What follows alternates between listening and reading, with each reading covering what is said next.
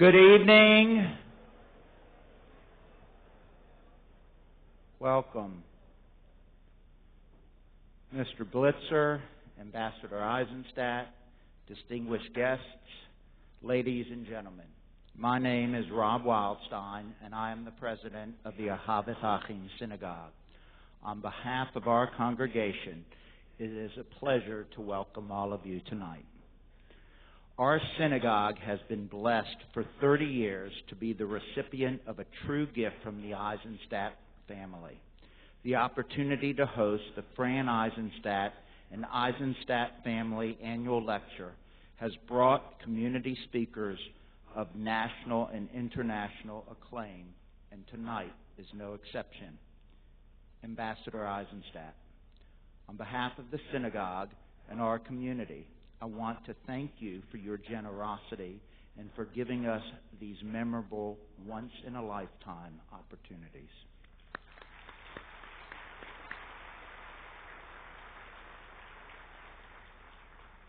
I'd also like to thank tonight's committee of volunteers, led by our Vice President, Dick Planer, as well as our incredible staff, all of you who make this evening possible. If you have ever had your cell phone unintentionally go off in a house of worship, or worse yet, have Siri say, "I'm sorry, Rob, I didn't get that," you know how embarrassing that is. So I'm going to invite you to take an opportunity, turn your cell phone off, turn it to silent, vibrate. At this time, I'd like to invite Abigail Paul, who is one of our wonderful teachers from our Ahavath preschool, to lead us in the national anthem, and then Michael Klasker, a member of our congregation, to lead us in the national anthem, Hatikva of Israel. Following Abigail and Michael, we will hear a Devar Torah from our senior rabbi, Rabbi Neil Sandler. Thank you again for joining us, and we hope that you enjoy what promises to be a wonderful and fantastic evening.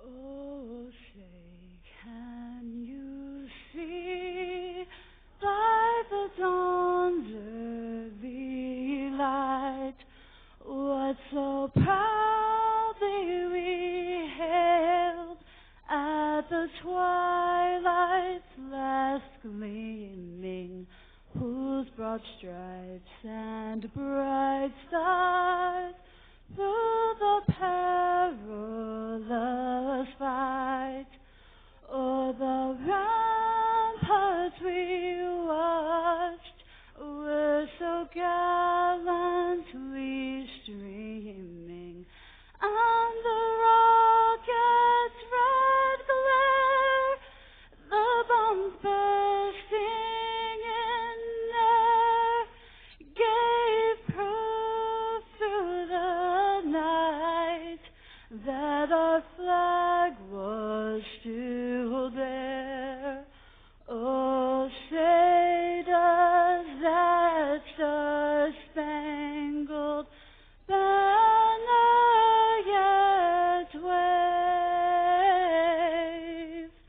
o'er the land of the free and the home of the brave?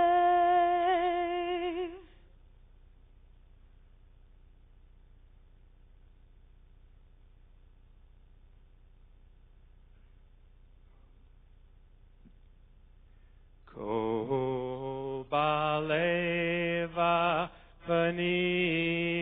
v'nima nefesh Yehudi homia ofarte mizrach kadima ayin litzion Sophia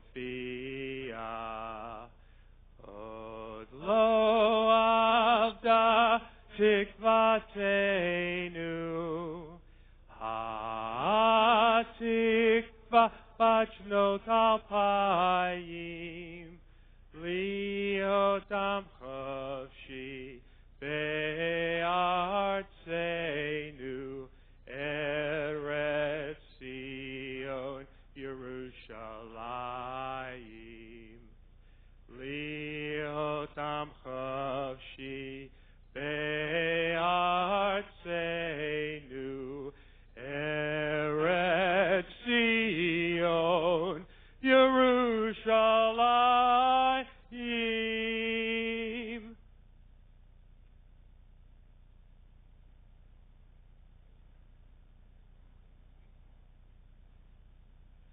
Good evening, ladies and gentlemen. I am Neil Sandler, and you are in the Situation Room at Ahavath Achim Synagogue. Our topic tonight is a hot one on the minds of many of us. The topic is fake news. Yes, my friends, that's right. Fake news. No. Not the fake news that you're thinking about. It's the fake news that's contained in this week's Torah portion. In this week's parasha of Shlach Lecha. Now, some of you will remember this. It's some of the most famous narratives within the entire Bible. That Moses sends a group of individuals, chieftains among their 12 tribes. They're called the Meraglim, the spies, the scouts, the explorers. Call them whatever you will. But they are to go out because now the people are quite close to the land of Israel. And they are to check out that land, gain a sense of it, and report back then to Moses and the people. You recall what happens, right? They go, they return, and all of them, listen carefully because we often misunderstand this part of the story, all of them return initially with the same report. The land is wonderful. Its produce is great. Remember, they bring back those grapes. You've seen that symbol before of the Ministry of Tourism in Israel. They all say the same thing. It's a land that flows with milk and honey, but the people are powerful there, and all of the cities are fortified. Caleb, backed up by Joshua, a hero later, much later, in the story, begins to hear the murmurings of the people at this report and says, yes, the land and its produce are wonderful, and yes, those cities are fortified, but by all means, let us go up and take hold of it. And now the moment of fake news occurred. It was the other 10 chieftains who came forward and said, no. Not only are they fortified, but we will not be able to defeat the people there. Not only are they strong, but they're giants. And we're just grasshoppers. That's the way we see ourselves, and that's the way that they see us too. No way, no how will we be able to do it. Well, you know what the result was. Oftentimes it's referred to as a punishment. It wasn't really a punishment of having to remain in the desert wilderness for another 38 years, for a total of 40 years. God saw the reality. This was a people that lacked a sense of self-confidence. We have to believe that otherwise they would have been able to go up to the land at that time. But they couldn't. That was the cost of fake news in their day. It depleted the soul. It caused them great harm.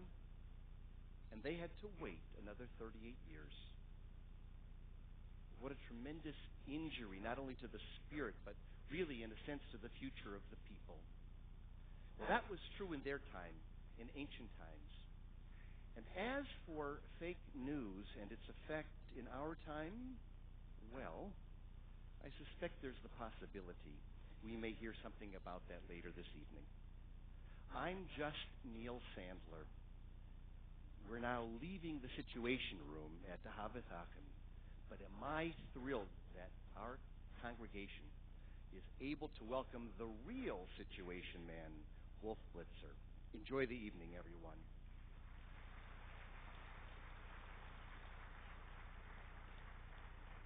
My pleasure now to welcome up Sue Winner.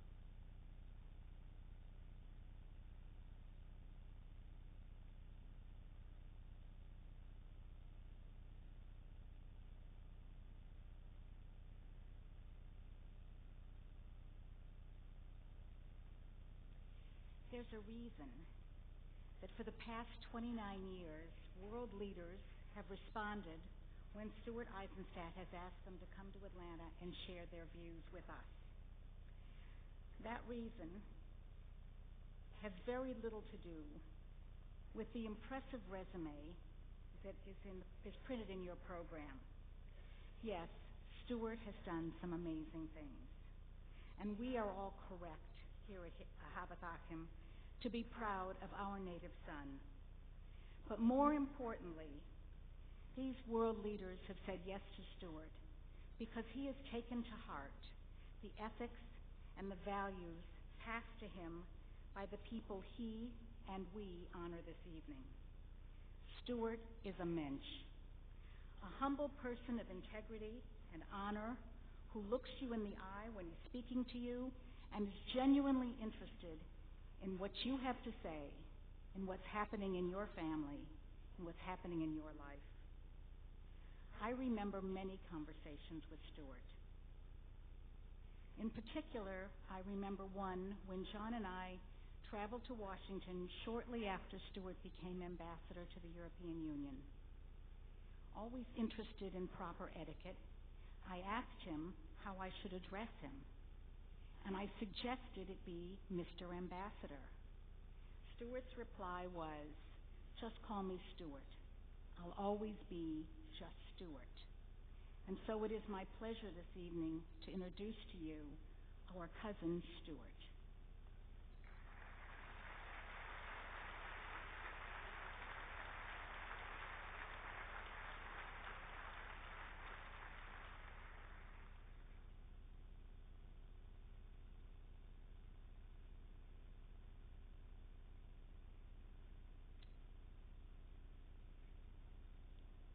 One correction, it was just call me Stu.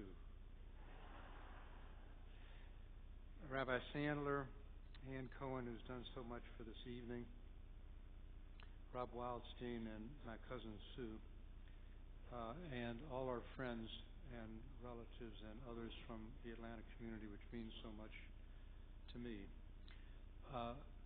First, I'm glad, Wolf, there's no breaking news, and that you're able to be with us. Since 1987, it's now the 30th anniversary, we've had this annual lecture, first in honor of the memory of my late father, Leo, then my mother, Sylvia, then my Uncle Barry and Aunt Bessie, and most recently my beloved wife of 45 years, Fran. This is a synagogue in which I grew up, in which my parents were longtime members, in which Fran and my two boys, Jay and Brian, when we lived in Atlanta, belonged to too. We are enormously proud of having Wolf Blitzer here. I'm going to give him a more circumscribed introduction for two reasons. One, because his rather remarkable background is in your program, but second, because uniquely he has a 13-minute video of his background that we're going to see before he speaks, and I don't want to take any thunder away from that. I do want to add a couple of things that you would not otherwise know and that it's not emphasized in his bio. The first is he was born in Germany in 1948 to a mother and father who were Holocaust survivors. He has a very deep connection with the state of Israel. He studied at Hebrew University, learned Hebrew from that. He was, before CNN, the Tel Aviv bureau chief for Reuters. He worked for 13 years as the Washington bureau chief of the Jerusalem Post, which is where we first met. And it was only after that long tenure that he moved to CNN. He wrote a very fascinating book called Between Jerusalem and Washington, A Reporter's Notebook. And one other thing you will perhaps not see in his resume is a quite remarkable situation that speaks to a very basic point I'm going to make, and that is a book called Territory of Lies. And I'm going to come back to that in just a second. But it speaks to a really essential part of Wolf's character and characteristics. CNN calls itself the most trusted network in news. But I can say without qualification that Wolf Blitzer is the most trusted news person in the United States, if not the world.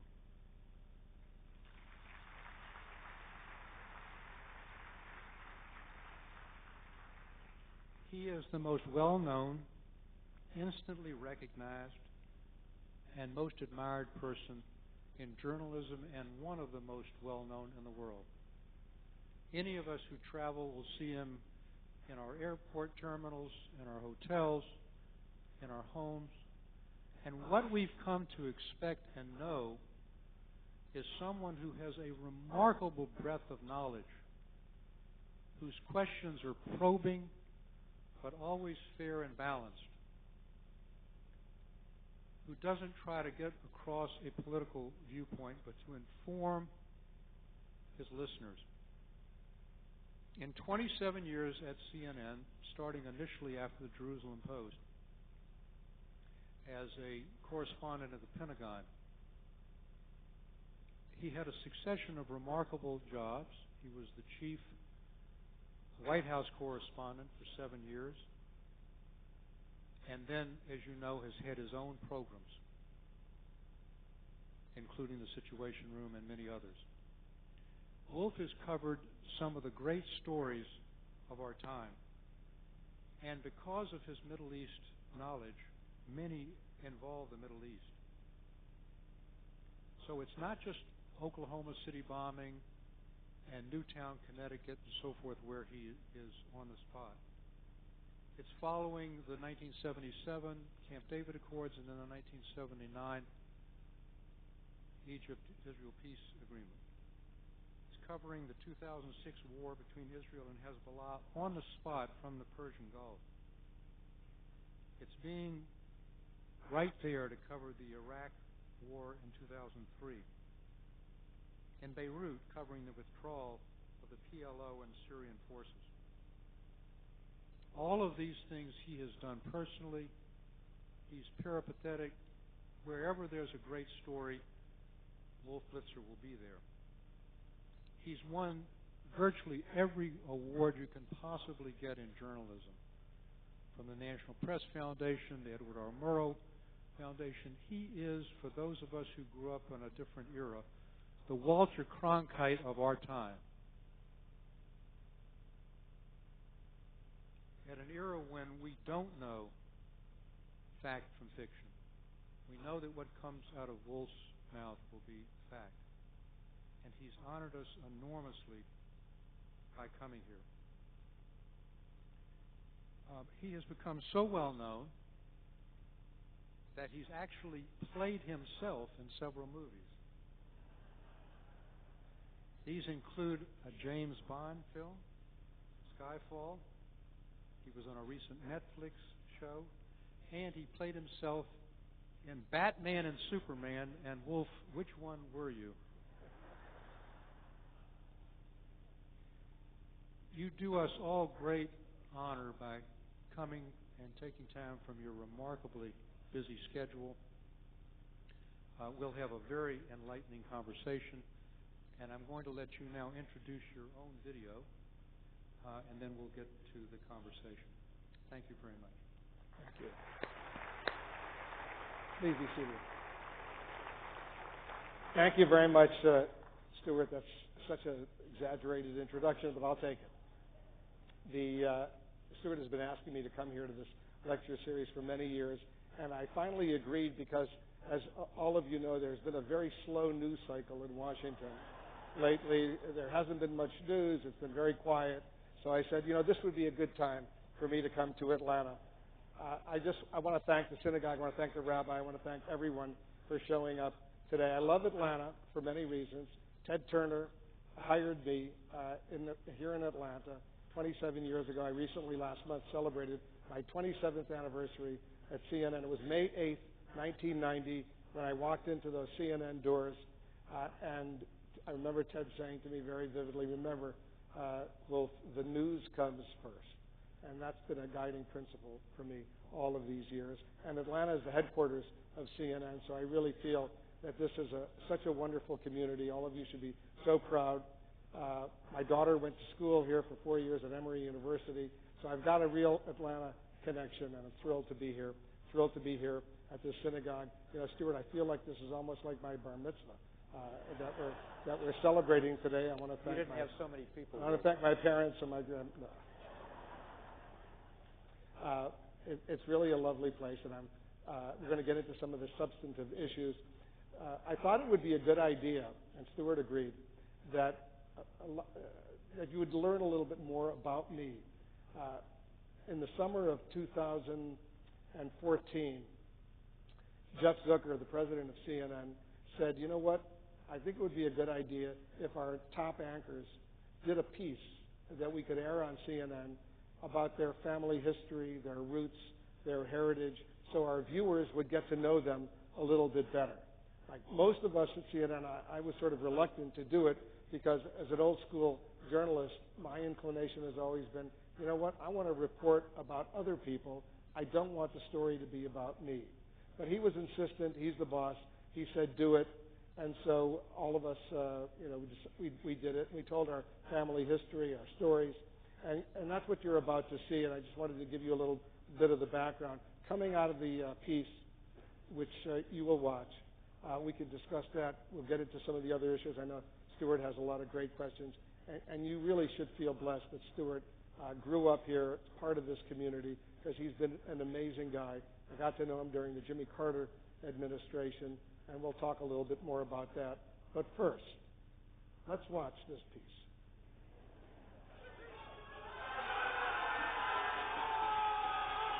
It's Saturday in Buffalo, New York, my hometown.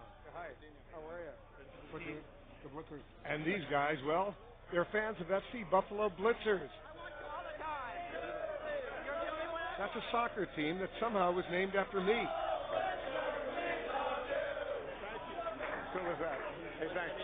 Something I find both flattering and a little embarrassing. CNN has asked me to come here to trace my roots.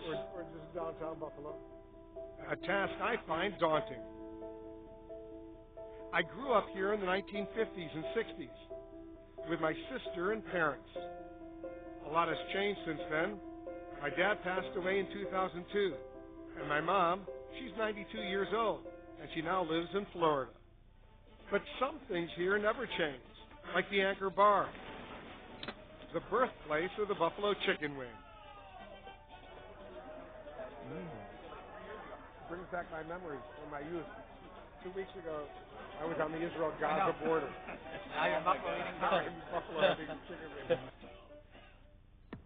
All right, so we're in Jerusalem. My journey to learn about my family's history has been months in the making, delayed in part because of this, the war between Israel and Hamas. I'm in Jerusalem reporting for nearly a month. But a friend suggests I take some time to visit Israel's National Holocaust Museum, Yad Vashem. Let's go to my father's side first. Last name is Blitzer. I, of course, knew my grandparents died during the Holocaust, but I wanted to learn more. Circumstances of death, it says that KZ is concentration camp, so it says a lager, which means camp, Auschwitz. My dad, David Blitzer, wrote a testimony for the museum detailing what he knew about the fate of his family in Poland during World War II. You know, I didn't know till I came here to Israel this week that on my father's side, my grandparents were killed at Auschwitz. I just see it now. I feel like I've been robbed of an experience of having grandparents. 6 billion Jews were killed during the Holocaust, and I saw the documentation there, place of extermination, if you will, whatever it was called, Auschwitz, that it really hit me, and I knew that's where I wanted to go.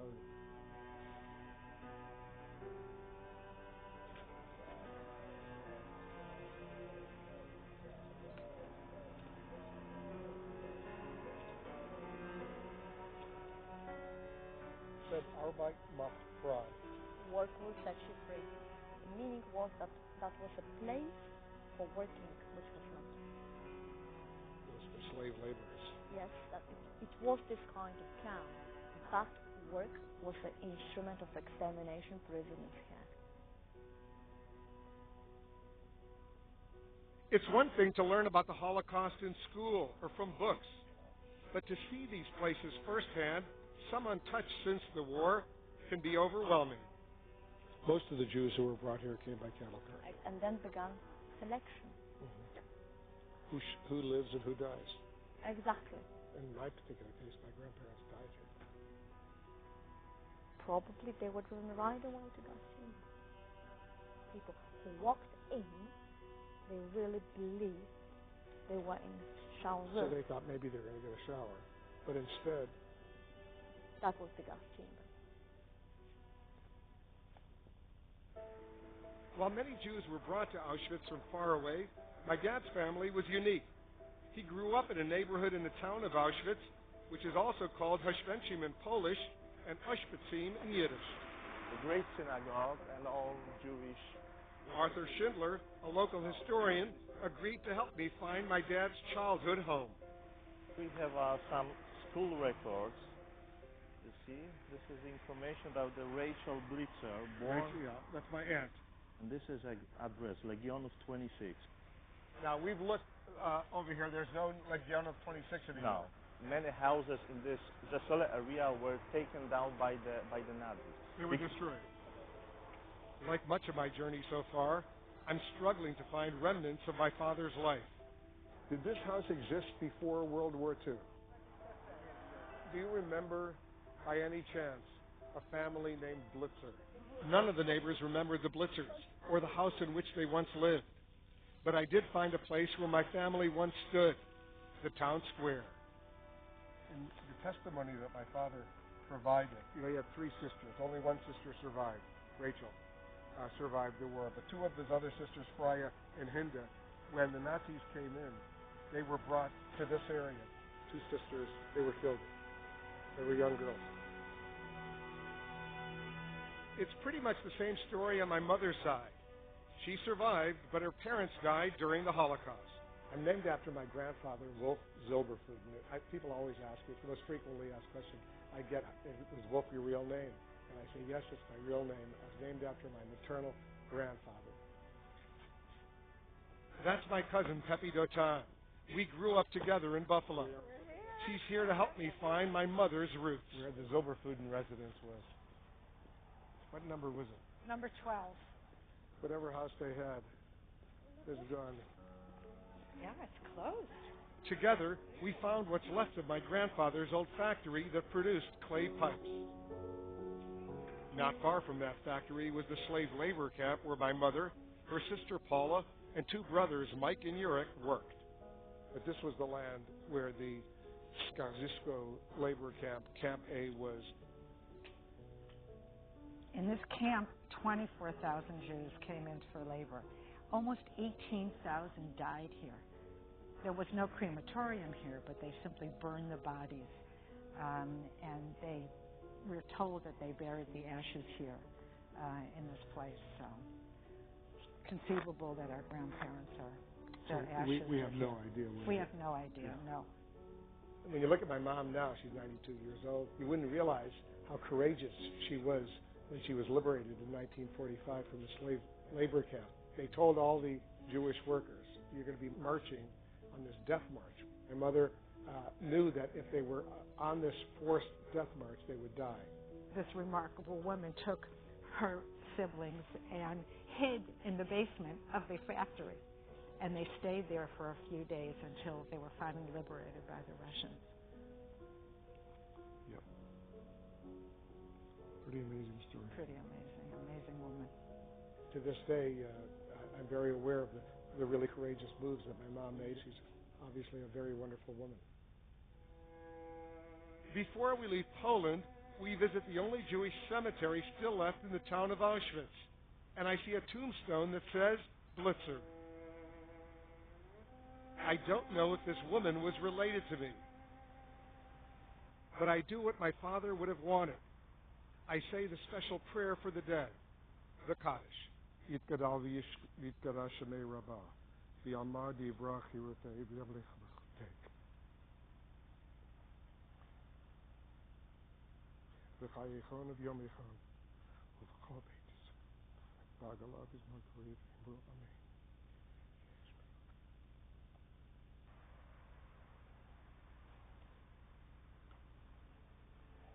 So after the war, after my parents were liberated, my mother by the Russian troops, my dad by the French troops, they did what most Holocaust survivors immediately did once they were strong enough. They went and started looking for family members who may have survived. And so they were on a train, and all of a sudden they saw each other, their eyes met, and they fell in love. Within a few months, they were married by an American military chaplain, a rabbi. My dad found work in Augsburg, Germany, where my sister and I were born. My dad always said, in those days, you didn't know what was going to be happening a week from now, 2 weeks. And after the years, what they went through during the war, they said, you had to grab life when you could. When my dad was visiting nearby Munich one day, he saw a long line, so he got in it. It turned out it was a line for visas to America, the result of a law signed by President Truman to bring Holocaust survivors and displaced persons to the United States. A few months later, we were moving to upstate New York. When he came to Buffalo, people helped him get that job. They said, you have a job, Beth Lucille, you make some money. And they thought it was pretty cool, but it was awful. It's ungodly hot, it's going constantly, and it will not stop if you're injured. My dad hated the steel mill and left after a year or so. He and my Uncle Sam Friedman decided to open a small deli, 1434 Hurdle Avenue. It used to be Blitzer's Delicatessen. Now it's Buffalo Airbrush 10. And Wolf. Jessica, nice to meet you. This was the deli. This was, I used to pack eggs here. And I would come in on Sunday mornings and pack eggs. So I would walk in over here. All right, guys, keep going. Work. We're working it. Yeah, so this was where we used to pack the eggs. A lot of memories. Blitzer's Deli. Hard to believe. My dad didn't like the deli business much either. Then one day, he was talking to friends he knew from the concentration camp. They were buying land. Developed all these homes. And building homes for GIs returning from the war. My dad decided to give it a try. My dad actually built this house. This was one of the first houses he built when he became a builder. That's my house. Somebody's living there. It turns out my father had a knack for home building, and with a lot of hard work, became a successful developer. I went to school here. This is where they taught me to be a journalist. Awesome, really? This is my roof. That's right, exactly what it is. That's me, Wolf Blitzer, Wolf Blitzer, student council, secondary representative, concert band, dance band, debate club, German club, humanities club, cantorial, advertising staff, marching band, National Honor Society, football JV. That was me. So after months of following my family tree, I'm right back where I started, my hometown. We want you every day. It's a place where I grew up, where I went to college, where I met my wife Lynn, and where, well, I also learned a lot about eating good food. How can we not have, we got to have Anderson's custard, frozen custard. We're here, right? Wolf, where are we going right now? That's enough said. What you want on it, mustard, relish, ketchup, pickles. The cool people say everything you got. Like any French fries or onion rings? Yes, we would. We'd like all of the above. It's amazing, my parents, after all they went through and the losses that they went through, I never sensed a vindictiveness. They wanted to move on. My dad, when he died in 2002, he was 82 years old. He was always upbeat. Whenever he would see me on television, and my mother would see me on television, they would always say the same thing. This is the revenge. This is the revenge to Hitler and the Nazis. I'm very proud of the new roots my parents planted here in America. Those roots have grown. And during this visit back to Buffalo, and indeed throughout my life, I realize a lesson I learned from my parents. Like them, I try to grab life wherever I can.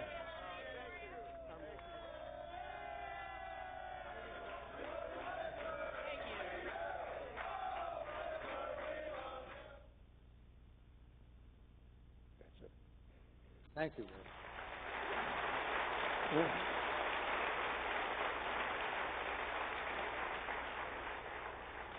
So now you know a little bit more about me, my roots, my family history. Stuart, you never saw that before, right? I never saw it before. Yeah. And it's a tribute to your parents, it's a tribute to you, and if I may say, it's a tribute to the United States of America to give refugees the opportunity and yourself in one generation to become a household word and name when you see this background.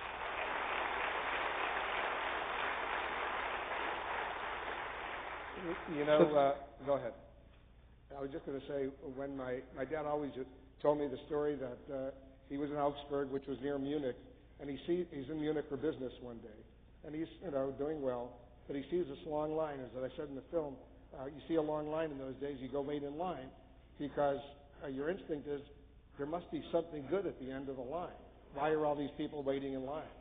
And so he waited in the line, and after about a half an hour, he said to the woman in front of him, "Fräulein, why are we waiting in line?" And she said, "Visas." My dad said, "For what?" "America." And it was true. You make a good point, because President Truman got legislation through the House and the Senate for 400,000 visas, immigrant visas, for refugees, displaced persons, mostly Holocaust survivors, to come to the United States. And my dad signed up, obviously my mom and my mom's two brothers who survived. My dad had a sister who survived. My mother had a sister. I signed them all up. And a few months later, they all got letters saying, "You've been approved to come to the United States." And they were all excited. And but in those days, when you were approved, they would tell you what cities you were going to. So they said to my dad, "You're going to Buffalo." And my dad said, "Where's that?" And they said, "New York." I said, "Oh, New York." He thought he was going to New York. He didn't realize that Buffalo is 400 miles from New York. He said, "New York, oh, that's good. There's a lot of Jewish people in New York.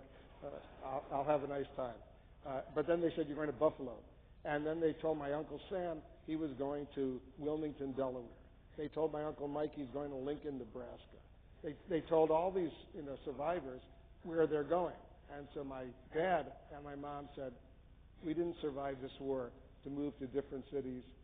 We're all going to Buffalo," which is, of course, what happened. They all went to Buffalo. And the thing about Buffalo, which I love so much, is the Jewish community in Buffalo was so welcoming. The Jewish Federation in Buffalo and the Jewish organizations that dealt with displaced persons, with Holocaust survivors like the HIAS or the Joint Distribution Committee, they were so involved, and they worked with these families, and they gave them opportunities. And it was really a wonderful experience. And all the years I was growing up in Buffalo, which had which first of all is a great city and a wonderful Jewish community, not a big Jewish community, but a very wonderful, tight Jewish community. They welcomed all the refugees who were coming in, the Holocaust survivors. And I don't know, Stuart, what do you think? Could we pass legislation now to grant 400,000 visas for immigrants? And of course, we couldn't pass it just before and during the war either, where your parents would have been able, along with millions of others, to survive. And this is particularly meaningful to me because I've devoted a large part of my career to helping victims. But the first and obvious question that comes from this is, how has this remarkable experience affected your life, your reporting? Do you feel in a way that you have to somehow lean over backward to be objective?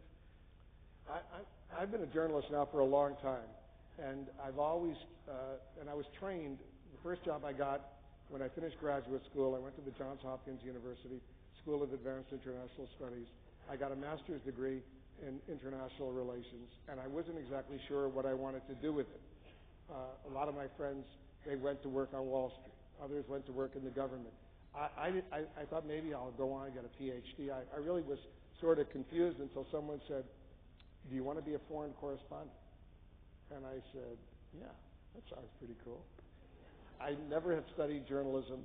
I never worked for the school newspaper. I never had worked for the school radio station.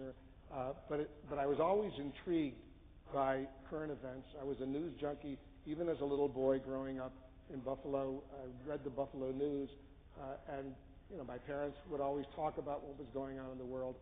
So I loved the news, but it never dawned on me that I would go into the journalism profession.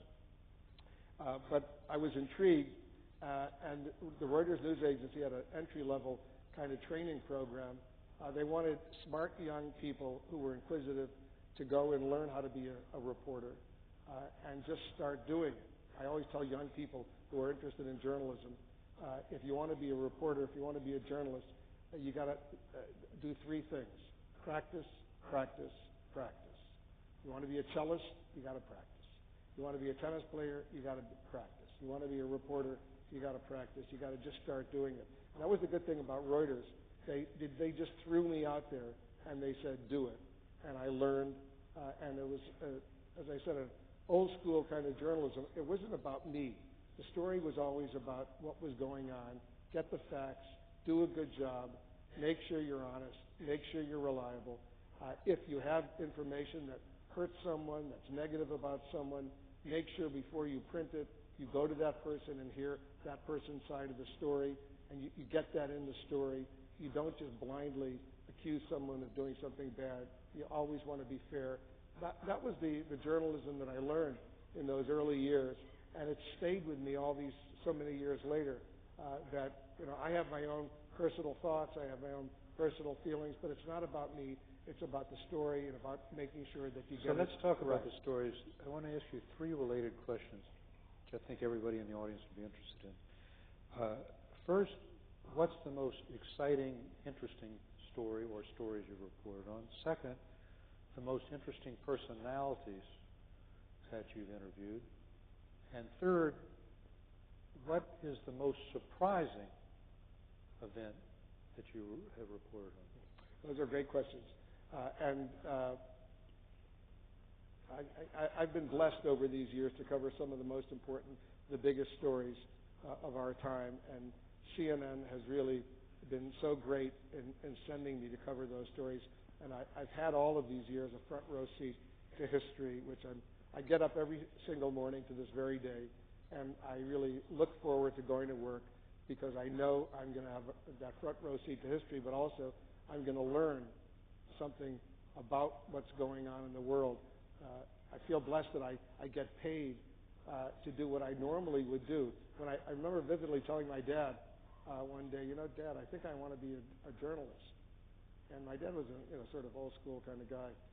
He always assumed I would go to law school or become an accountant or medical school or something. And he looked at me, and he always wanted me to do what I wanted to do, and my parents were very supportive. But he said, a journalist. He said, and I'll never forget this. He said, can you make a living doing that? He was very worried that I would be broke, and it's worked out okay. But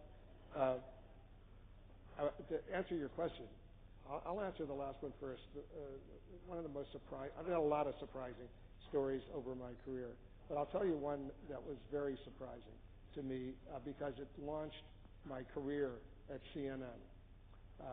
And it was 1990. I started, as I told you, on May 8th, 1990 at CNN, and CNN decided to send me to be their Pentagon or military affairs correspondent. And, it was the end of the Cold War. Things were sort of dying down. They're closing military bases. And it looked like it was going to be a relatively easy beat, I thought, until August 1st of 1990, which is only a few weeks later. And I remember very vividly, because this was a surprise to me, that week leading up to August 1st. Saddam Hussein was moving troops, his Revolutionary Guard, Republican Guard as they were called, the Republican Guard, tens of thousands of troops from the Iranian border, he had just wrapped up a war with Iran, to the Kuwaiti border. And big numbers of Iraqi troops moving toward the Kuwaiti border, the northern Kuwaiti border. And I remember seeing first 10,000, then 20,000, eventually 100,000 Iraqi troops had moved, and I'm at the Pentagon. And on that day, August 1st, I had lunch, me and a few other Pentagon reporters, with the Chief of Naval Operations. And I asked during the course of lunch, what's with Saddam Hussein moving all these troops? And he told us, well, our assessment, our U.S. intelligence community assessment, is that Saddam Hussein wants to threaten the Emir of Kuwait they wanted to try to raise the price of oil because Iraq was a big oil exporter. We don't really think he's going to invade Kuwait.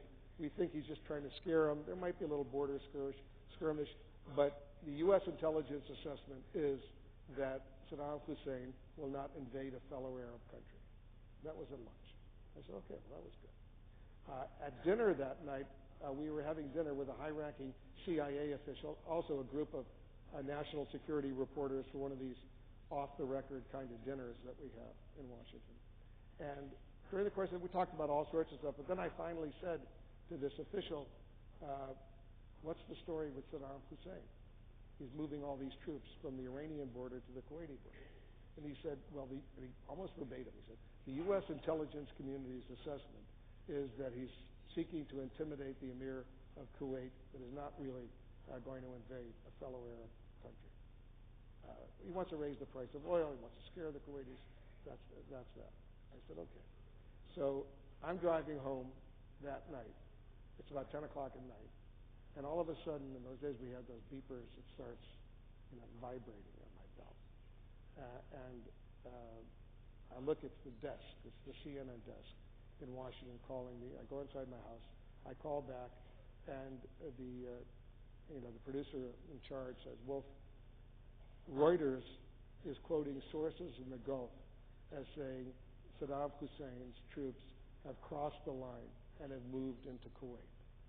And I, of course, said, oh, he's simply trying to intimidate the Emir. He's not really going to invade a fellow country.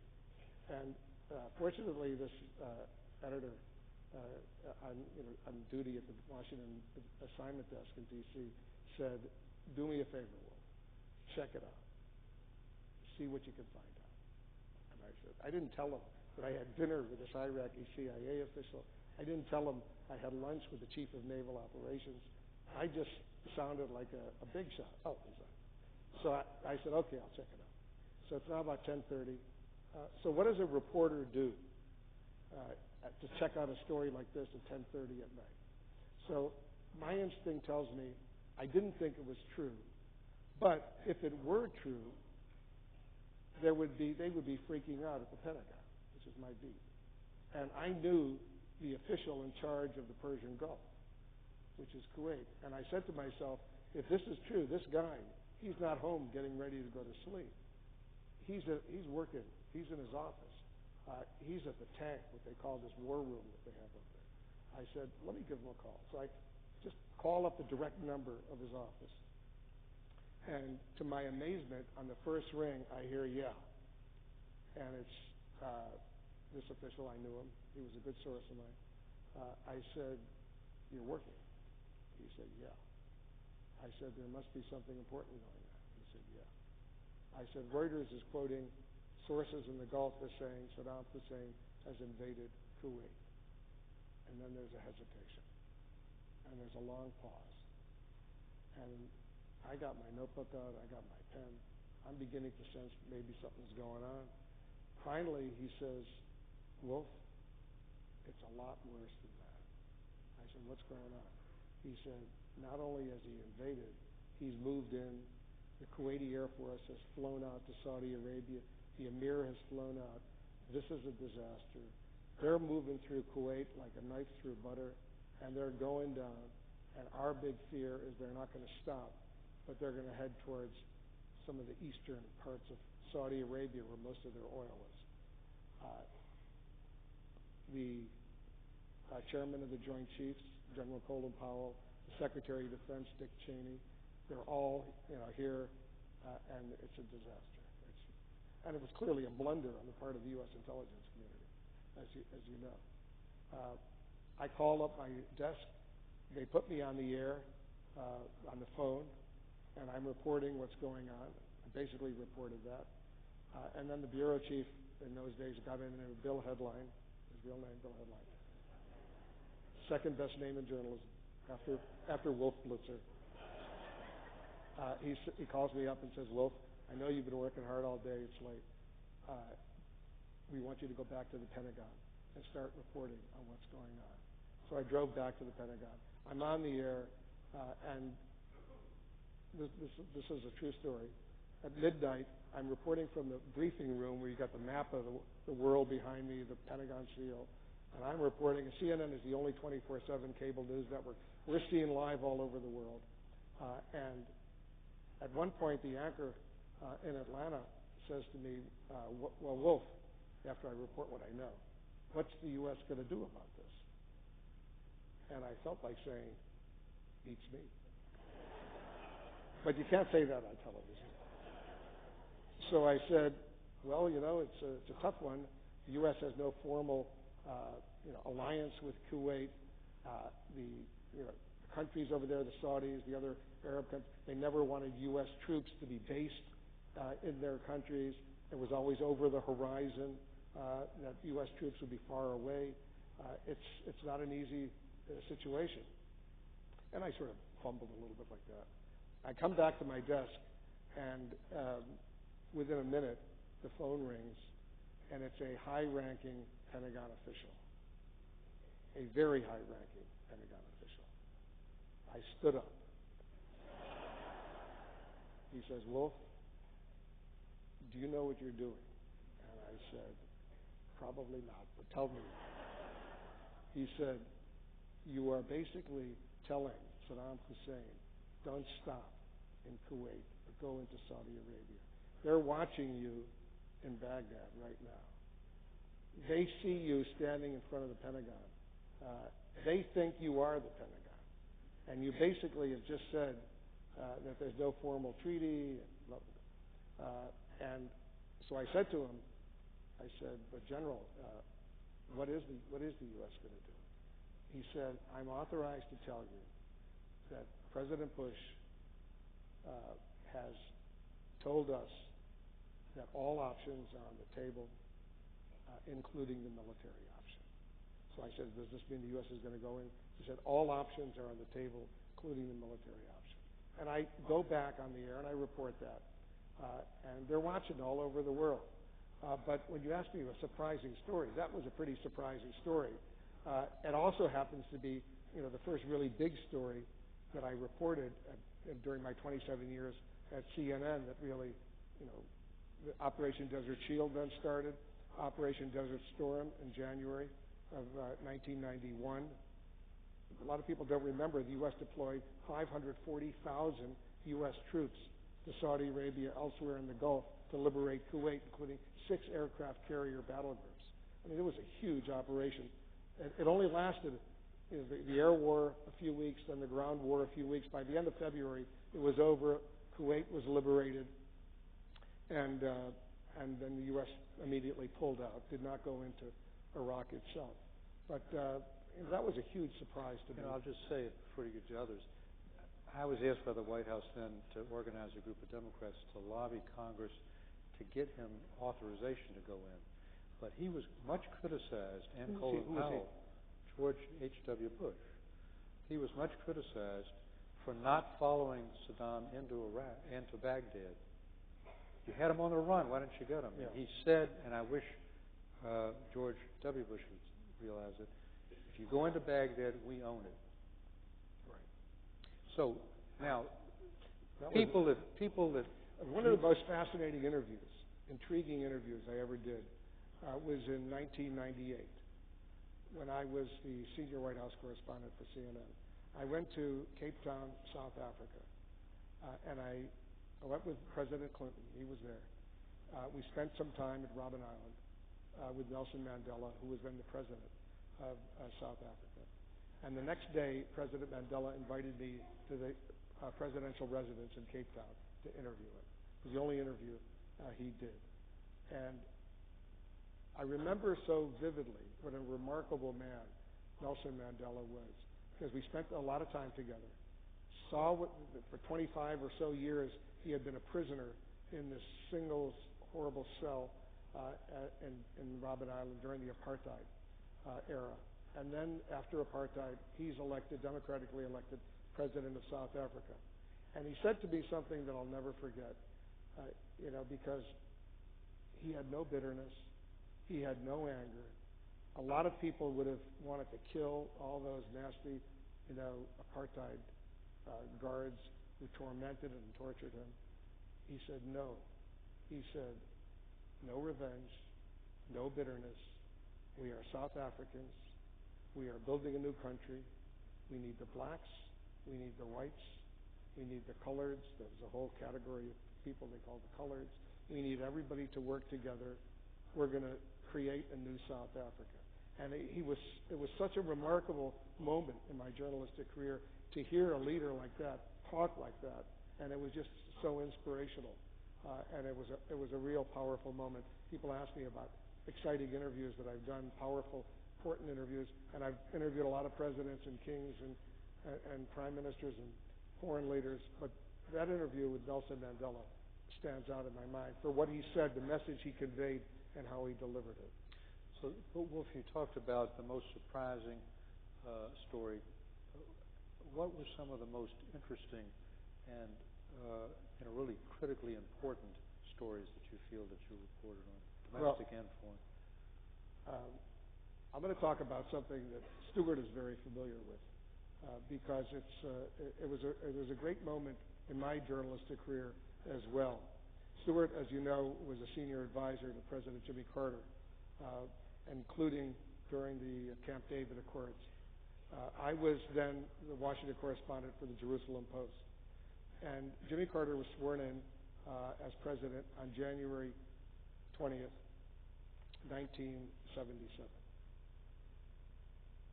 In March of 1977, he invites Yitzhak Rabin, who was then Prime Minister of Israel, to come. And then a month later, he invites Anwar Sadat, the leader of Egypt, to come to Washington. I think it was in May of 1977. Anwar Sadat has a news conference at Blair House, which is the official residence for foreign leaders invited by the president across the street from the White House on Pennsylvania Avenue. And he has a news conference.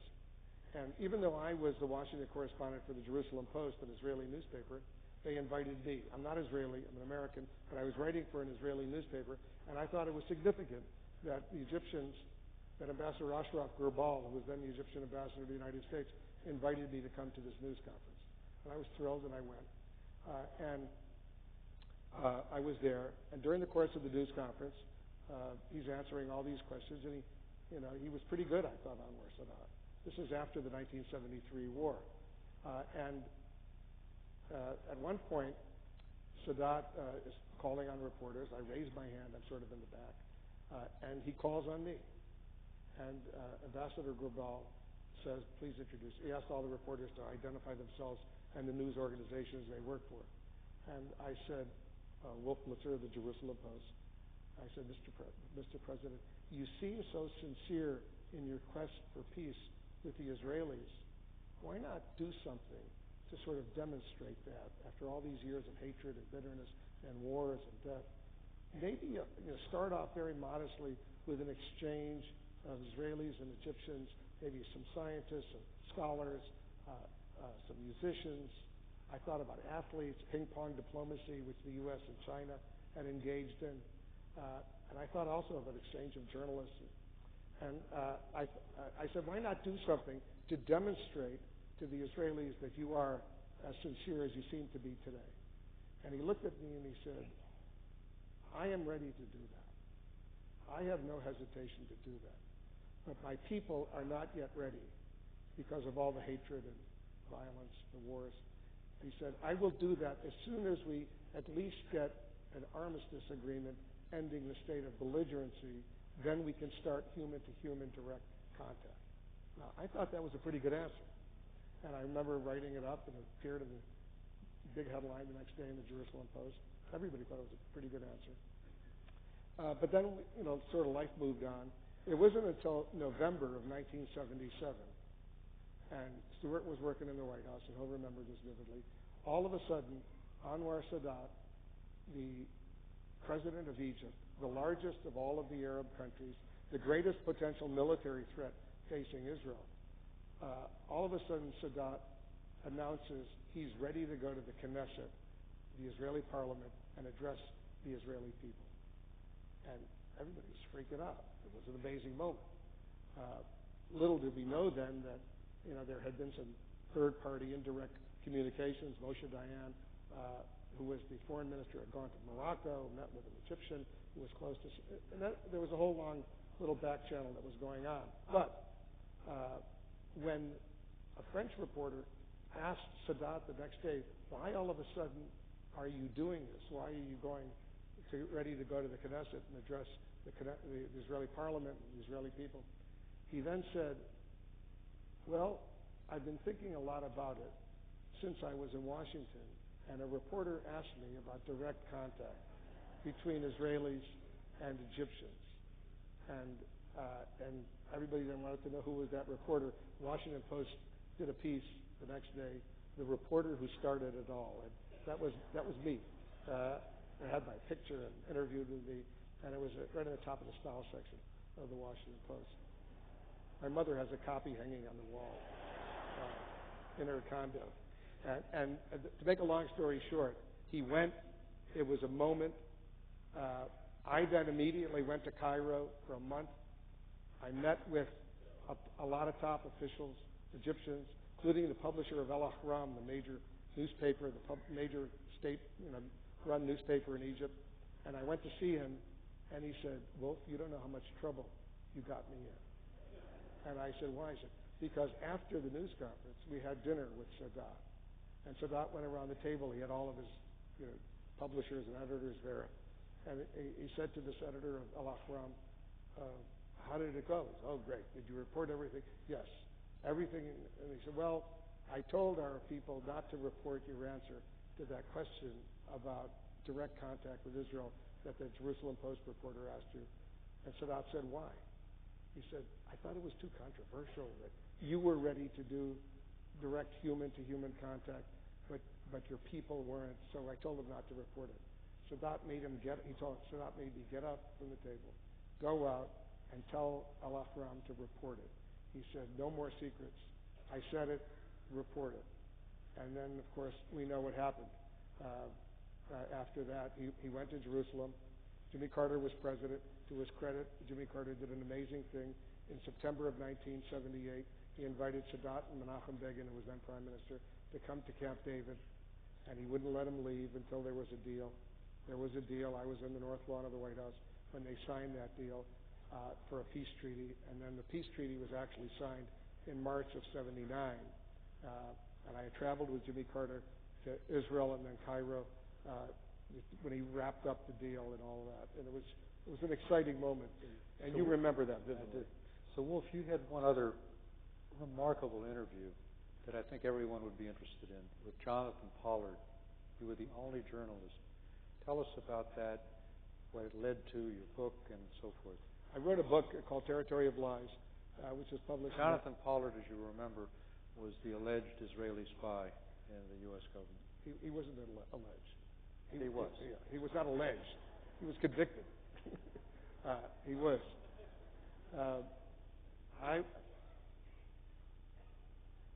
It was 1988, I think, 85, 86, 87. But in 1980, I published that. Harper and Row, my publisher, published the book Territory of Lies. It was after he was arrested. He was a U.S. naval analyst, and he stole a lot of documents from the U.S. Navy, sensitive documents. Would take them to an apartment and make copies and give them to the Israelis. And he was paid for that. It was an awful moment in U.S.-Israeli relations, and it was an awful moment. Here was a Jewish guy, Pollard, a graduate of Stanford University, Fletcher School of Law and Diplomacy at Tufts University. He felt that the U.S. wasn't sharing critically important information with the Israelis, so he was going to do it even though it was illegal. But after he was arrested, while he was awaiting sentencing, he pleaded guilty. There was no trial. But I got word, and I wrote a whole book about this, from his father-in-law, that he wanted to do an interview with me. He had been a big fan of mine over the years. I was writing for the Jerusalem Post. And so he was at Petersburg Federal Penitentiary outside of Richmond, Virginia, awaiting sentencing. And his father-in-law said, he wants to do an interview. I called up the warden at Petersburg, and I said, I'd like to do an interview with Jonathan Pollard. I was sure they were going to say no. That was not happening. But to my amazement, the next day, they called me back and they said, it's been approved. Come on down. So I drove down, did this long interview with him. There were guards there watching us. He tells me his side of the story. I wrote the articles about that interview in the Washington Post, in the Outlook section of the Washington Post. The Israeli military censor would not allow those articles to be published in Israel. So I said, you know what? I had good contact. I used to write a lot for the Washington Post too. So David Ignatius was the editor of the Outlook section. I worked with him, worked with Ben Bradley, the editor. We published those articles in the Washington Post. They caused a big stir. And Pollard his lawyers had worked out a deal, no trial, pleading guilty. He would get a substantial sentence, but not the maximum sentence, which is life for espionage. The articles were published, basically telling what he said to me. And Caspar Weinberger was defense secretary. He wrote a memorandum to the judge, basically outlining an enormous amount of damage he did to the U.S. national security. So the judge, in this case, Avi Robinson III, federal judge, gave him life instead of, I thought he was going to get 10 to 15 years, but he got life. He recently was released after 25 years. But it was a big story. And you remember it well. I do. So let's talk about the revolution in the media. And Ted Turner really started it. I mean, we all got our news when we grew up from 3 networks. Now there is an explosion of networks, and Ted Turner started it. He started it in 1980. You've been there, as you mentioned, 29 years. When he started it, it was a bold experiment. I mean, the notion of a 24/7 worldwide news network was remarkable. And he half joked. He said, "We won't be signing off until the world ends, and then we'll play Nearer, My God, to Thee before we sign off." He was a revolutionary in many ways, but how has CNN and cable changed the way in which news is reported around the world, the immediacy of it, and has it united people by people all over the world seeing each other? Has it created divisions both within the country and elsewhere? And then again, related, certainly CNN tries to call it like it is down the middle. But as you know now, with the explosion of cable, you have cable stations on the left, cable stations on the right. People listen to the news that they want. They report the facts, quote unquote, that they want. They interview the people they want. Has all of this caused more division in the country, but also the immediacy of it, of a digital era? You've got to report immediately, and how do you sort out fact from fiction? So it's that, and then the question of whether it's been a divisive force rather than a uniting force. Well, Ted Turner really is an amazing guy, and I love Ted Turner. And not only because he hired me and he gave me... And in Atlanta, of course. I love Atlanta, too.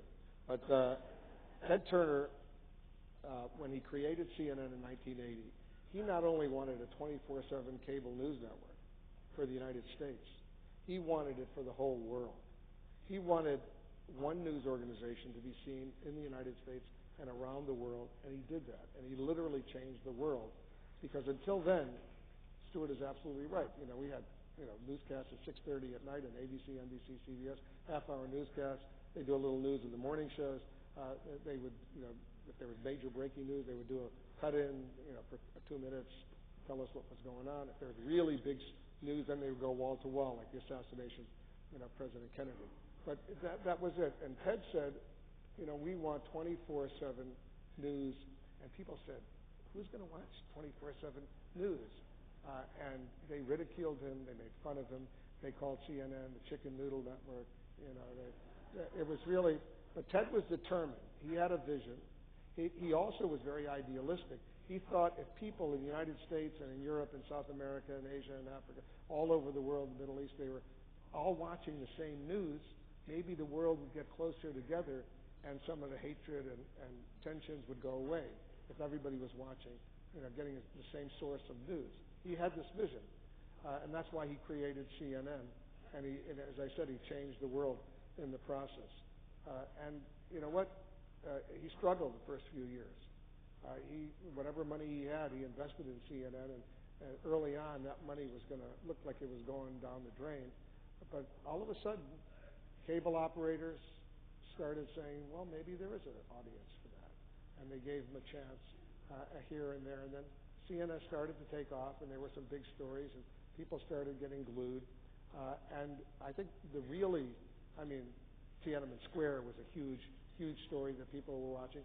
But the first war, the Gulf War in 1990, Operation Desert Shield and Operation Desert Storm, really put CNN on the map because people were watching. We deployed 500,000 troops to the Gulf. First of all, family members wanted to know, about their loved ones, the men and women of the U.S. military. They were all there, and so we had a built-in huge audience, and it got bigger and bigger and bigger, and people, appreciated it. And since then, there are thousands of 24/7 cable news networks, local ones, state ones, national ones, international ones. You go to any country in the world, in all these languages, they got 24/7 cable and satellite news. People are watching, and now on the internet, you've got even more. So my feeling is, the more the merrier. Let there be a proliferation of news. People can watch what they want. People can listen to what they want. They can read what they want. And I think it's just great. Now, some of them are better than others. Some of them are trash. Some of them are great. But that's the nature of news. Even before there was cable news, there were some newspapers that were tabloidy and stupid and made up stuff, and then there were some that were very serious. So we've always had that, but now it's much more available, and I think that's fine. But is it a divisive force in effect? There's always been these divisions.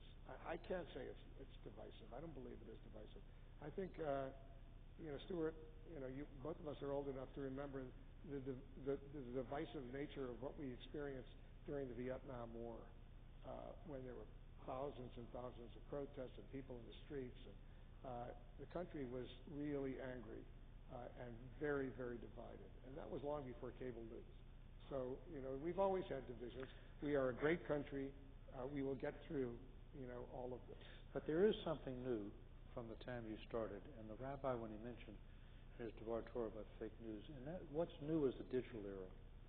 The instantaneous news. How do you try to sort out fake news from real news? How do you avoid... We have at CNN a fabulous fact-checking operation. We devote enormous energy to checking out. You see something, we don't put it on the air until we've checked it out and we think it's credible and reliable. Otherwise, we won't put it on the air. And we really go through a lot of length to make sure it's the right thing. Now, remember, we are the first draft of history. We're journalists. We try to be as fair and as responsible and as careful and as precise as we can. Jeff Zucker, the president of CNN, always says, yes, it's great to be first. Yes, it's great to break news, to have a scoop, but it's much more important to be accurate. I'd rather be precise, I'd rather be accurate than to simply rush out and break something and then find yourself in an awkward position having to clarify or correct a day or two or a week later. So we are very, very careful, and we won't put it on the air unless we've checked it out thoroughly. I must say others are not always... I agree with you. Others are not that reliable. So we were talking about surprises. CNN's polls, like all the other polls, indicated that Hillary Clinton would win a substantial victory, not just before, but the exit polls. So you're in the room, and by the way, Wolf has reported the anchor of every presidential election since 2004 and has won Emmys and all sorts of awards for his reporting. So here you are, you know the exit polls. We had heard the exit polls. Presumably you prepare your program for this, and then all of a sudden you find out it's incorrect. Tell us about that election night and John King's magic map, which didn't come out the way. So had you prepared for a different story, or did you have to suddenly shift in midstream? Well, I'll tell you exactly. In terms of the national polls, the day of the election, a few days before the election, almost all of the major national polls had Hillary Clinton winning by 2 or 3 or 4% of the popular vote. And she did win the popular vote by about 3 million votes. So the national polls were not really off that much. What were off were the polls in Wisconsin, Michigan, Pennsylvania, Ohio. Those polls were off. And people have gone, and those were state polls. And people have gone back to take a look at those polls. Why were they making a mistake? Why were they, had Hillary ahead when Trump won those states? And the only explanation I have is that a lot of the Trump supporters would not tell a pollster that they were actually going to vote for Trump for whatever reason. A friend of mine, a really well-known journalist, an Israeli journalist, spent a month in the United States leading up to the election. And I saw him about a week or two. We had dinner with him. Tom Friedman of the New York Times was at this little dinner. And he said he thought Trump was going to be elected president. And we looked at him and said, have you seen the polls? And he said, well, I've seen the polls, but I spent a month in Pennsylvania and Ohio, 2 key battleground states. And I went to all the Hillary events, and I went to all the Trump events. The Hillary events were sort of boring. People were there, but they weren't all that excited. The Trump events were really, really exciting.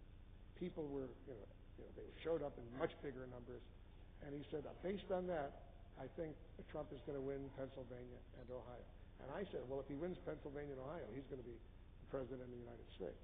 Because then he'll win other states that are key battleground states, Florida, other states like that. And then he also told me something interesting. He would interview some Trump supporters. And he said, I would interview these Trump supporters, and some of them would actually say, they're going to vote for Trump. And then he would say, well, how come the polls here in Pennsylvania show Hillary winning?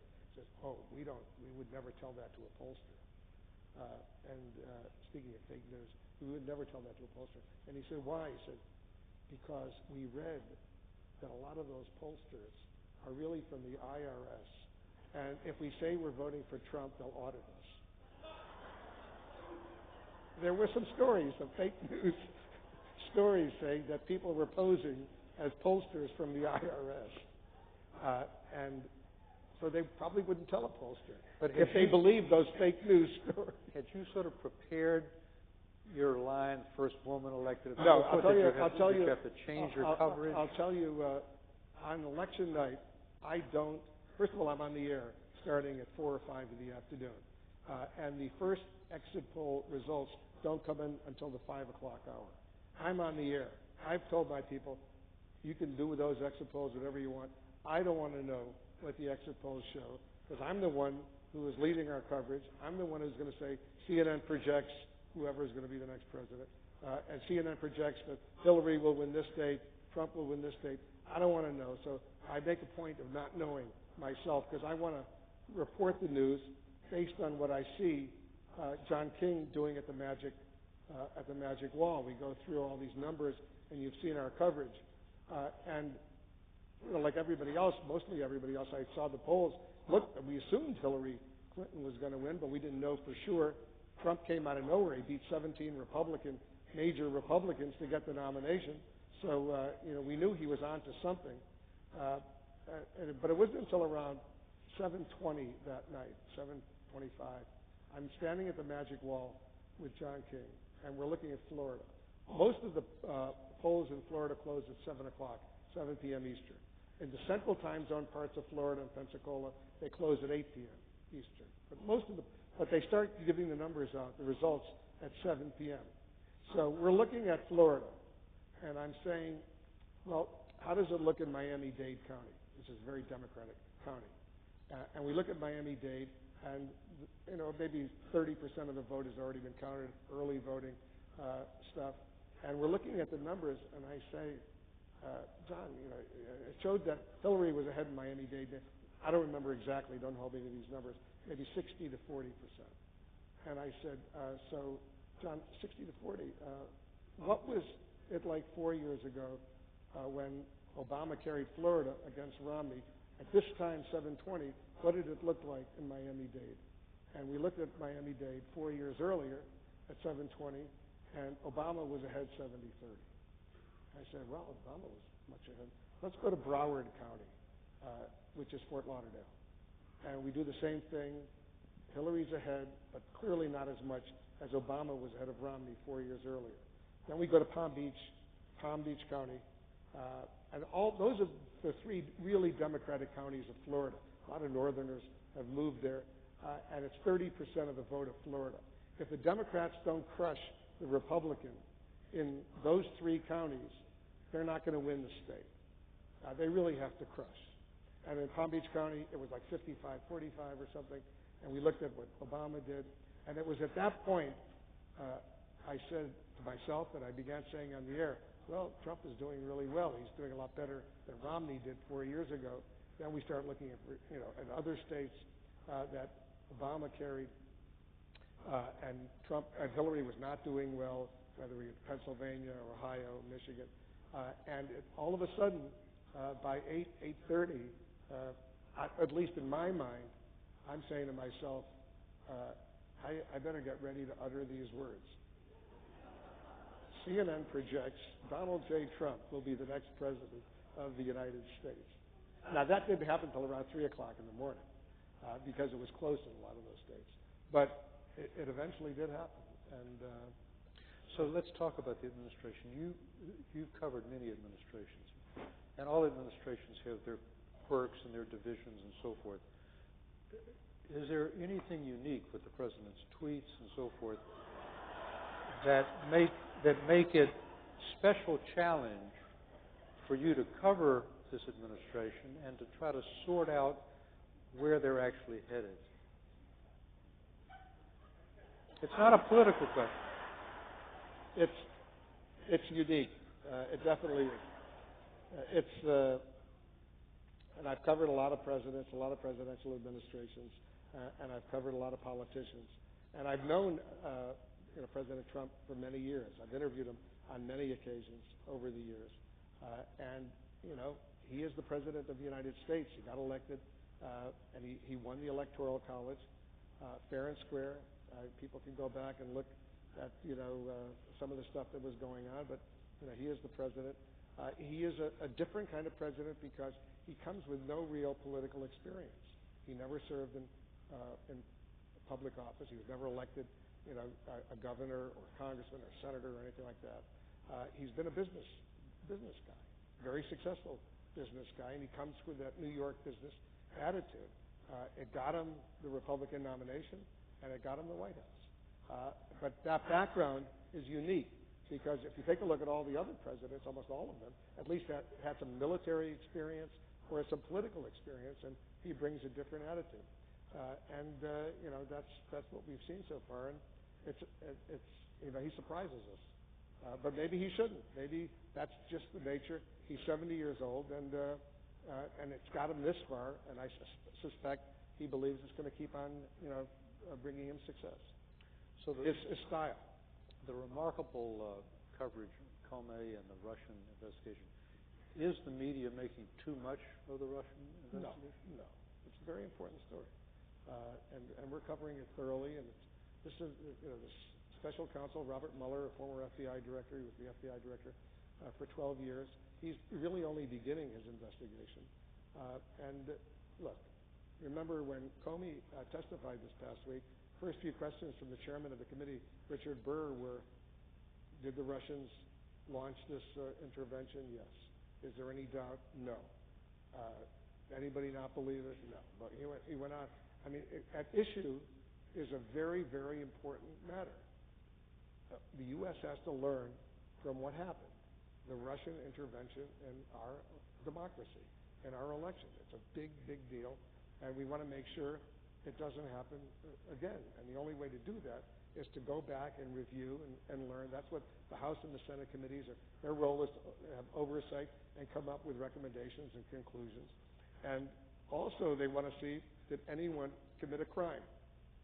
When Comey testified the other day, he said, Michael Flynn, the president's fired national security advisor, when he was talking about his private conversation with the president, Comey said, remember, Michael Flynn was then under legal jeopardy. He used those words, meaning there was a criminal investigation. And so, there's a lot we don't know. And so the answer is we're not overly covering it. This is an important I can just story. say on a personal level that about 4 weeks before the election, a friend in Israel called and said, you're on the front page of the Jerusalem Post and Haaretz. You are. Me. Because I had sent a whole raft of emails to John Podesta, the campaign manager, and Jake Sullivan, the policy for Hillary, on Israel, on Iran, on the policies that she should take, and help with some of the speeches. And the Russians, of course, attacked Podesta's. They pulled out and gave to WikiLeaks the things on Israel and reported, okay, that was bad enough. Just a few weeks ago, in my law office in Washington, 2 FBI agents came, and they said, we know, of course, you know that your Podesta emails were hacked. We have found out that your personal home computer was targeted by the Russians. And so I had to change all my addresses and so forth.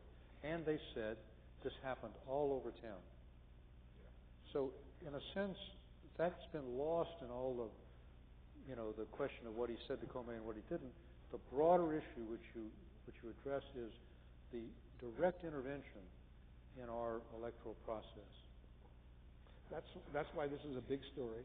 It's a huge story, and it's going to continue to be a huge story that we're at CNN committed to covering thoroughly, responsibly, fairly, and doing it because there is a lot at stake right now. And the Russians are not only doing this in the United States, they're doing it in Britain, they're doing it in France, they're doing it in Italy, they're doing it all sorts of places, and they're very good at it.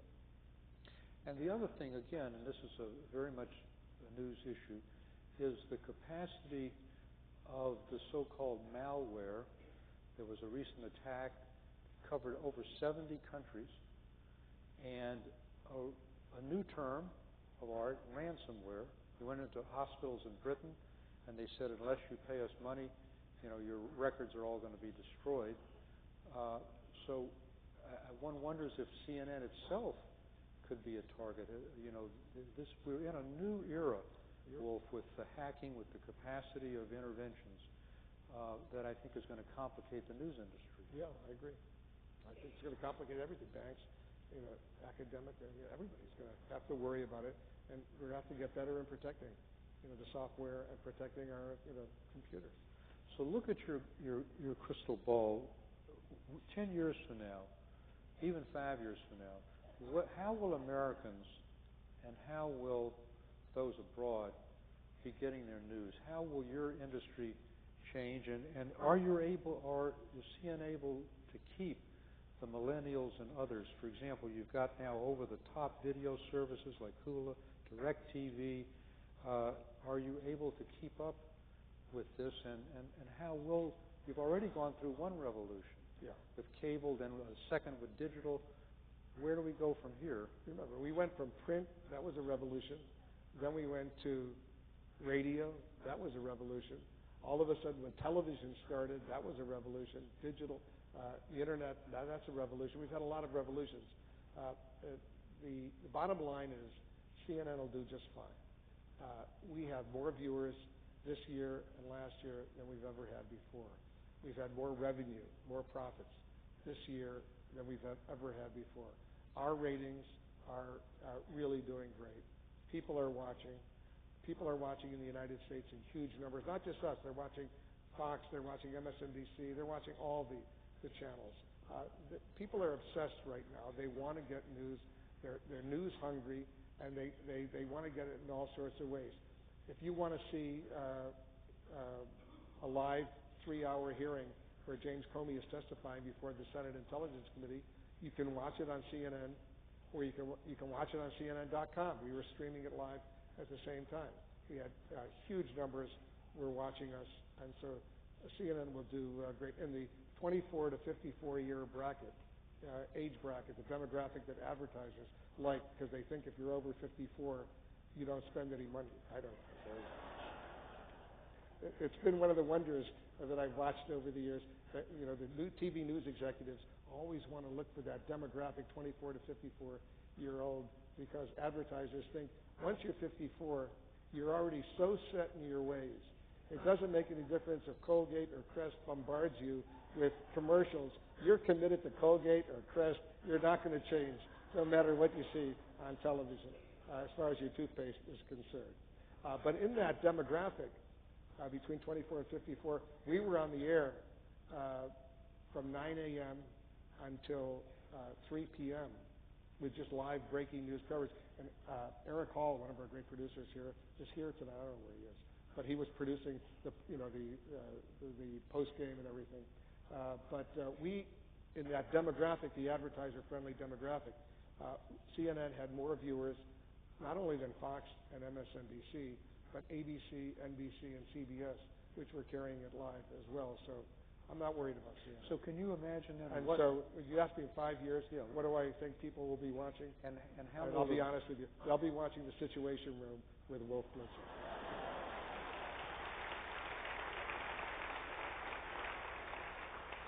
Because as I like to say, whatever room I'm in, there's a situation. So let's conclude with just going back again. You gave us some fascinating insights. You talked about Mandela.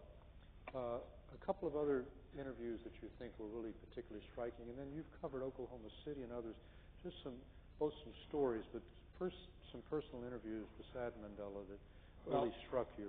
I spent a lot of time, 7 years as the White House correspondent for CNN during the Bill Clinton presidency, and Bill Clinton, was an amazing guy. And he had his own problems with special prosecutors, as all of you know as well. And he was eventually impeached by the House of Representatives. He was not convicted in the U.S. Senate, but all of us lived through that. We remember that vividly, and I spent a lot of time interviewing him. And he's a unique kind of guy, amazing politician. I interviewed both President Bushes. I interviewed Ronald Reagan, Jimmy Carter. I've interviewed on many occasions. A man you worked for well. I like to tell a story.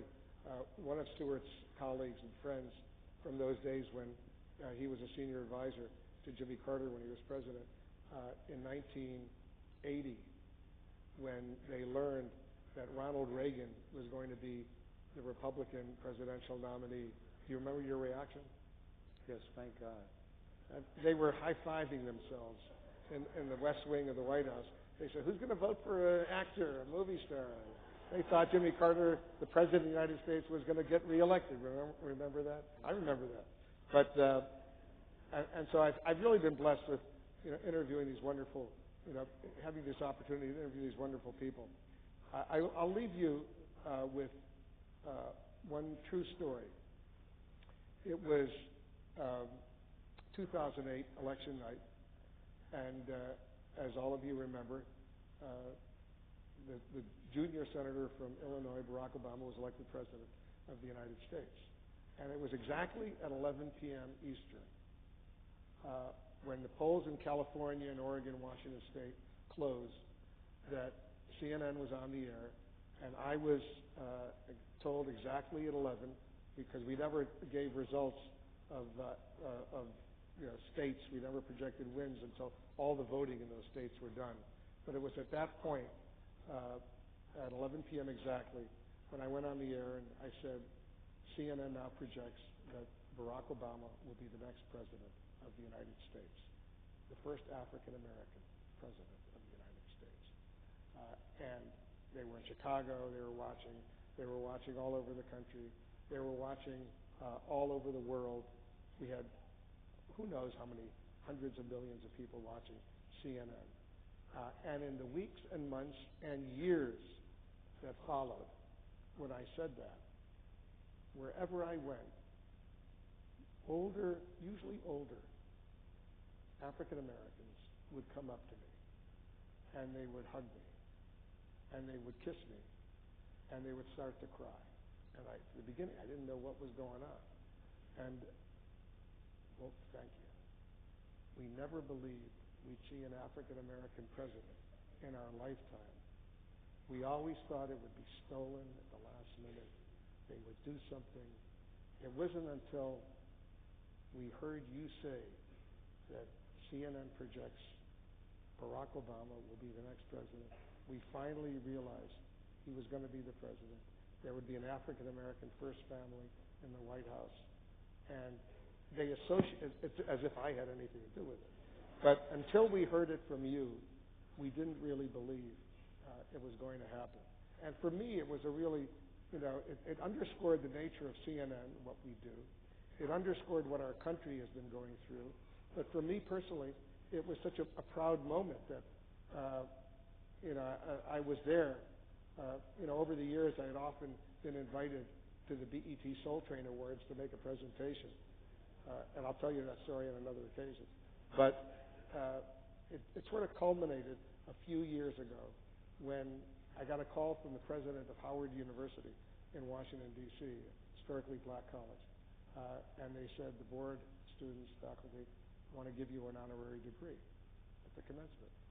And I said, I'm not black. And they said, we know. But it was just, I think, a reflection of it wasn't so much me, it was CNN. And it was a proud moment for me that Howard University was going to honor me and honor CNN in the process. And I think in part because they associated me with that realization that our country was going to have the first African-American president. And I was just very proud of that. So let me close by just saying, and I think... By the way, you can close in a second. I will tell you, a few years before that, I got a call from the president of the Catholic University of America, Father David O'Connell, saying, Wolf, the board, the trustees, faculty, they'd like to give you an honorary degree and invite you to give the commencement address at the Catholic University of America in Washington, D.C. And I said to Father O'Connell, I said, but Father, I'm not Catholic.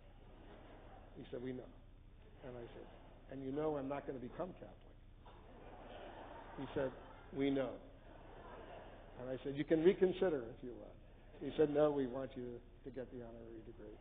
And I did it. It was a great moment. And, the Archbishop and everybody was there. It was just an exciting moment. So, and I take those, honors that I get as very nice to me, but I really think it's CNN.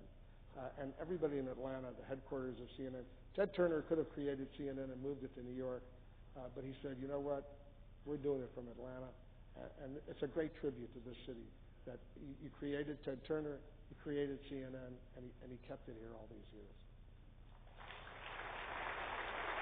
So let's conclude the evening with what I really started, because I think the anecdotes you mentioned about the African Americans coming up and so forth is that they wanted to hear it from Wolf Blitzer before they believed it.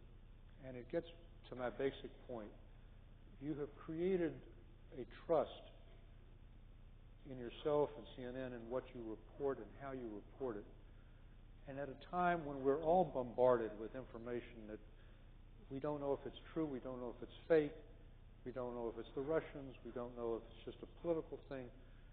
And there is a great comfort, and I say this, I think, straight from the heart, that we know that if it comes from you, that it's been vetted and that we can trust it. And that's an enormous responsibility that you have that goes worldwide, and it is therefore the reason we have 1,500 people here tonight, because they have come to trust you as well, and we hope you'll go from strength to strength.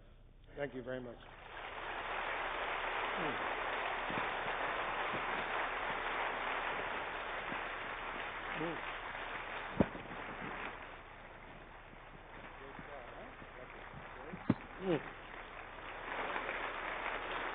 Thank you.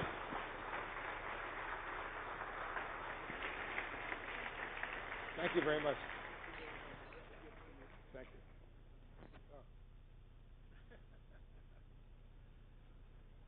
It'll just be a few minutes. I don't take long. I'm Dick Plainer, one of the vice presidents of our synagogue, and we have a gift for Mr. Blitzer. I must tell you, this is our 29th year. The first 28, we had some very interesting, provocative issue people talking to us. And Stu, you did it again. Thank you.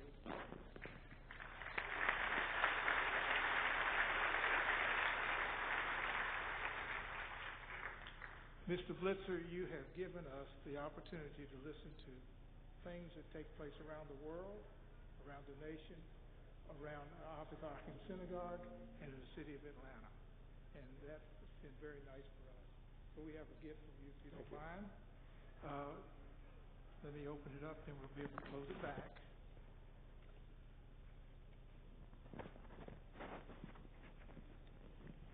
This is from the synagogue. It's a Tree of Life Kiddush cup designed by artist Michael Aram. And it says on it, the 29th Annual Eizenstat Family Lecture, Ahavath Achim Synagogue, June 11th, 2017, Wolf Blitzer. Thank you.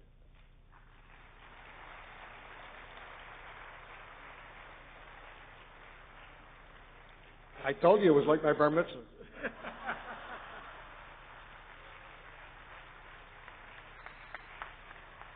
Thank you very much. Drive carefully going home.